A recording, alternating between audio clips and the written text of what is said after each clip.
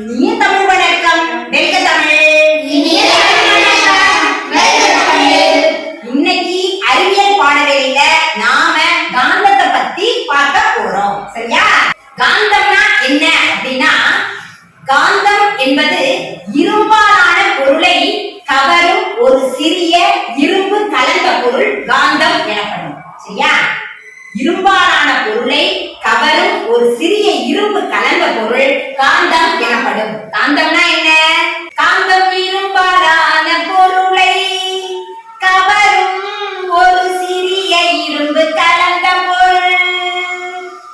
அப்து, காந்தம் என்றால் என்ன? காந்தம் இரும்பாலான பொருளை கவரும் ஒரு சிறிய இரும்பு கலந்த பொருள். சிறப்பு அப்து. காந்தத்துக்கு எத்தனை துருவங்கள் உள்ளன? 2 துருவங்கள். 2 துருவங்கள் உள்ளன. என்னென்ன? வடக்கு, தெற்கு. வடக்கு, தெற்கு. North, south. சரியா? ஒரே துருவங்கள் ஒன்றையொன்று விலக்கும், வெவ்வேறு துருவங்கள் ஒன்றையொன்று ஈர்க்கும்.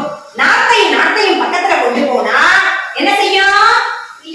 விலகும். சவுத்தையும் பக்கத்துல கொண்டு போனா விலகும். நார்த்தையும் பக்கத்துல கொண்டு போனா ஈர்க்கும். நார்த்தையும் பக்கத்துல கொண்டு போனா ஈர்க்கும். ஒரு விளையாட்டு விளையாடலாம். அப்ப காந்தத்தின் எதிரே துருவங்கள் ஒன்றையொன்று ஈர்க்கின்றன. காந்தத்தின் எதிரே துருவங்கள் ஒன்றையொன்று ஈர்க்கின்றன. காந்தத்தின் எதிரே துருவங்கள் ஒன்றையொன்று ஈர்க்கின்றன. சிறப்பு. காந்தத்தின் ஒத்த துருவங்கள் ஒன்றையொன்று விலகுகின்றன. காந்தத்தின் ஒத்த துருவங்கள் ஒன்றையொன்று விலகுகின்றன. காந்தத்தின் ஒத்த துருவங்கள் ஒன்றையொன்று விலகுகின்றன. இங்க என்ன இருக்கு? சவுத். இங்க என்ன இருக்கு? சவுத். இது ஒட்டுமா? ஒட்டாது. என்ன பண்ணா? விலகு. சிறப்பு. வாங்க. இது என்னது? நார்த். இது என்னது? அப்ப விலகுமா ஈர்க்குமா? விலகு. சரியா? காந்தத்தின் எதிரே துருவங்கள் ஒன்றையொன்று ஈர்க்கின்றன. காந்தத்தின் ஒத்த துருவங்கள் ஒன்றையொன்று விலகுகின்றன. நார்த்தும்